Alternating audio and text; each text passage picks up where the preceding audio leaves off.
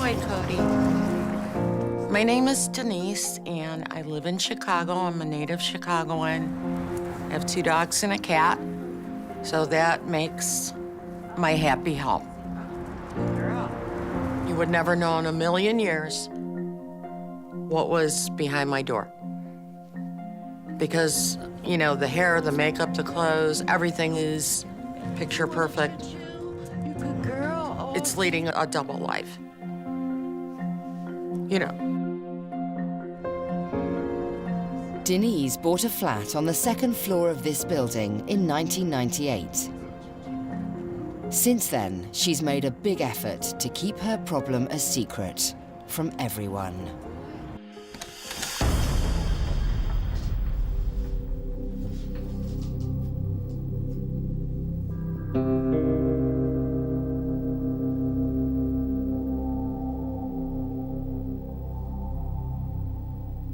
I am a hoarder, and I realize I've been a hoarder probably most of my adult life.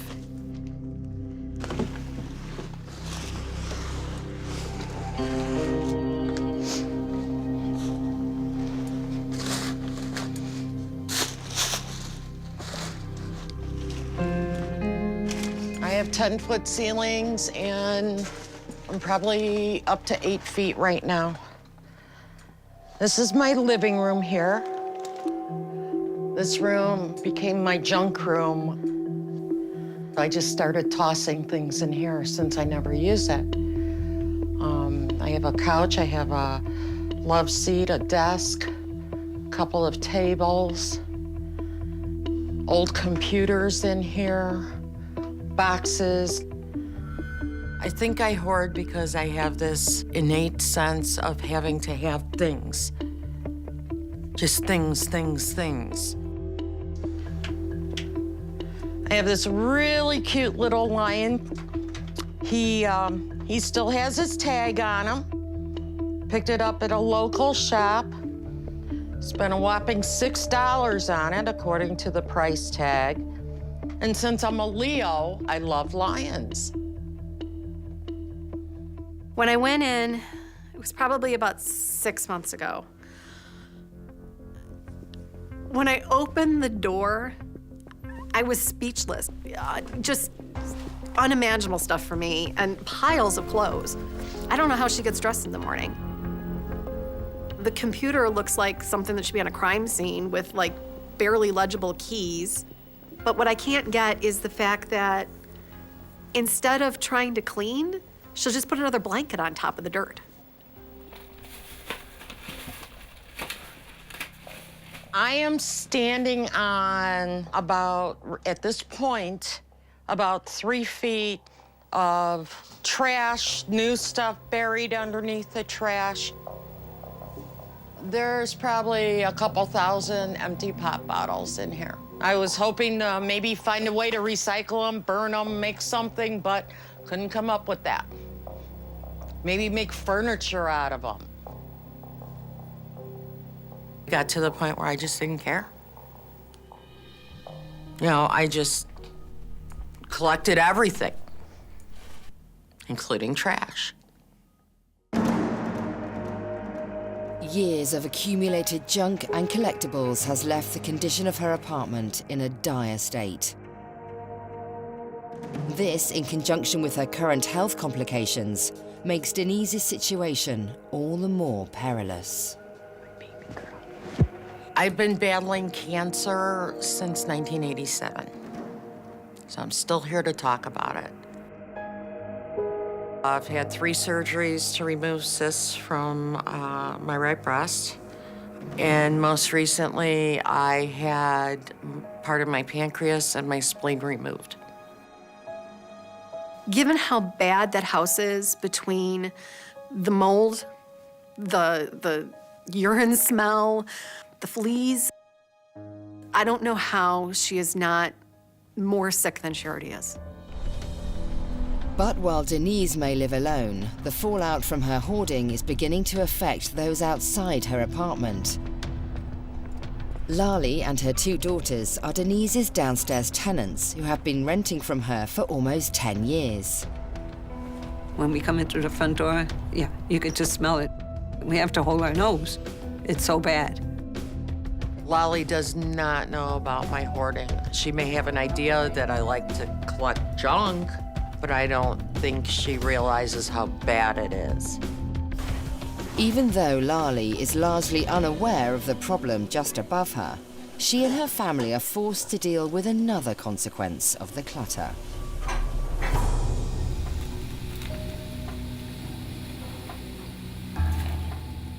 Yes, I have a mouse problem.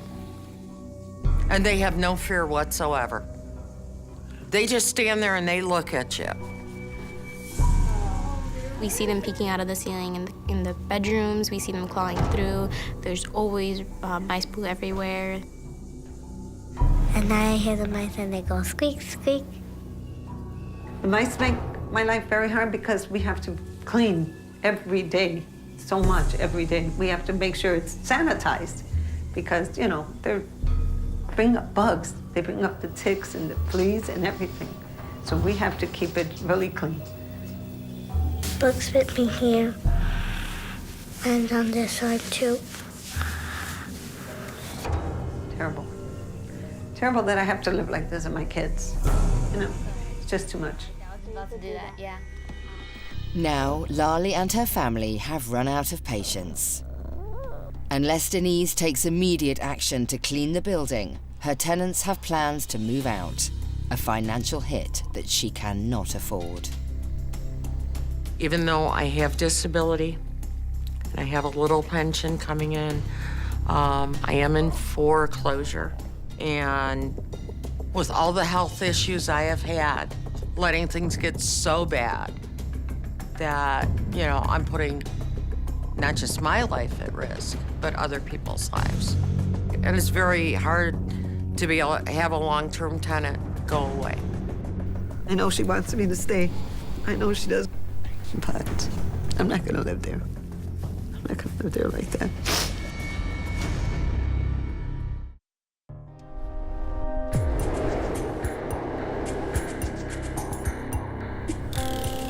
Come on, you can do it, honey. Good boy.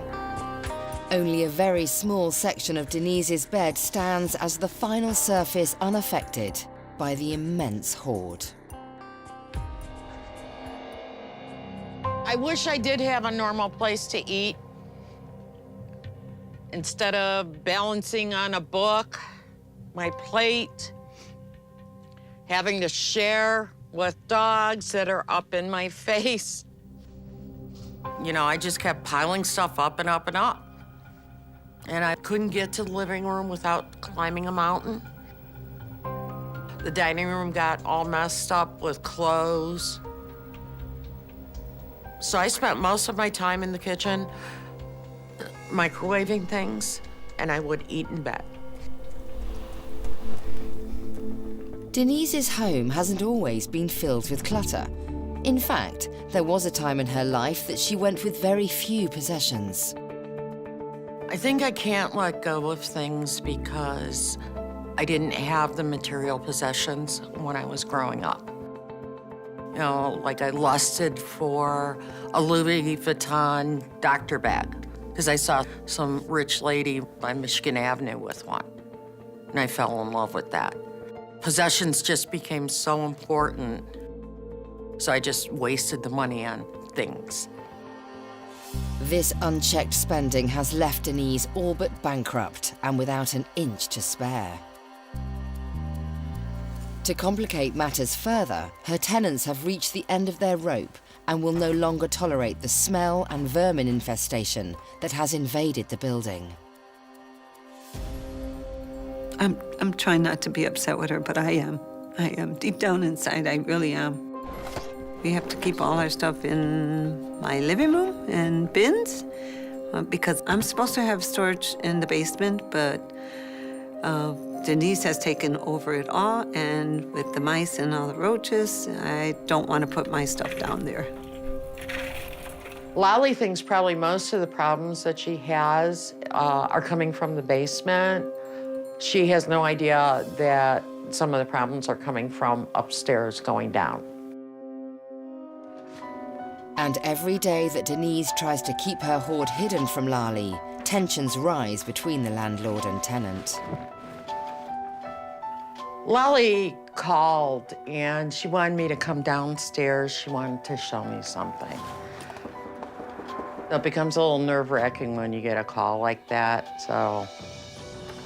Hi. Hi. Coming in. Thanks. I need her to come down here and see the problem I'm having with the mice.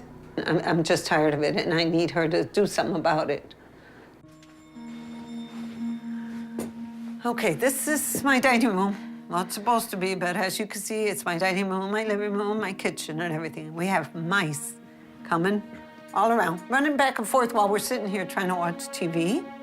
I didn't realize that the mouse problem downstairs was so bad that they were catching like 1 mouse a day. I know she's had issues before, but I didn't know it was as bad as it was. They wake me up in the middle of the night. Okay. Yes, they wake me up in the middle of the night. They wake her up, right, Leela? And you be scared sometimes? Yeah? What do they do to you? They scare me. The mice scare you? And what else? They bite me. And they bite you? I don't think it's the mice, maybe just some bugs that come with the mice or something, or the water bugs or whatever. Or they bite you. Show her where they bit They you, baby. bite. You can see scabs. And the little scars you still have there, right? Like here? Yeah. I ended up taking her to the hospital, yes. I've taken her to the hospital twice already for this. I feel really bad that you had to take her to the hospital, not just once, but twice. And Leela, I'm sorry. It was never supposed to happen. It makes me feel so bad. Lali said that the worst was in the bedroom, In the kitchen. which means they were coming from my bedroom upstairs. I wish I could tell Lali the truth, but I can't. I'm just too ashamed and too embarrassed. I'm really getting tired of this. So if you don't do something soon, I'm gonna have to move out. Okay. The fact that I just found out how bad things really were for them, that I made a commitment to Lali that I'm gonna make a change to make it better. Because you never mean to hurt anybody. Intentional or unintentional, I'm not that type of person.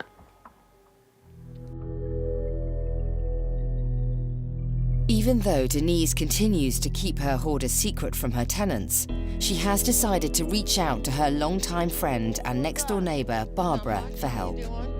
I'm good, how are you? But while the two have shared a friendship for years, Barbara has never been inside Denise's home. How's that? She's just that average going person. Normal, act normal. She's that neighbor next door. If anyone had told me Denise was a hoarder, I'd have immediately said, you're lying. That bad, huh? That bad. No, not Denise. Oh, wow, Denise. You gotta be kidding. Just be careful.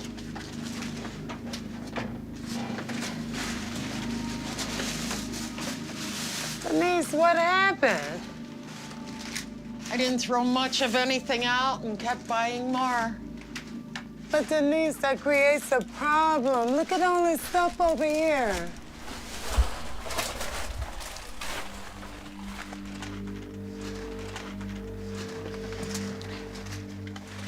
Oh my God. So you have to go sideways. Oh my God. Denise, you better than this. You better than this. How can you live like this? Denise, you better than this. You can live better than this. Which is what I'm trying to do. No, Denise, how is this is what you're trying to do? Look at this mess, Denise. I would want someone to tell me the same thing, because sometimes that's what it takes for a person to really open their eyes and see what the other person sees. Is this worse than what you thought it was? Denise, this is far beyond words than I thought. Far beyond words than what I thought. Denise, you're a lady. You're a woman. Denise, you deserve to live better than this. Come on now. You better than this. You haven't seen it all yet. Denise, I'm seeing enough right here, and you know, it scares me to see the rest of this.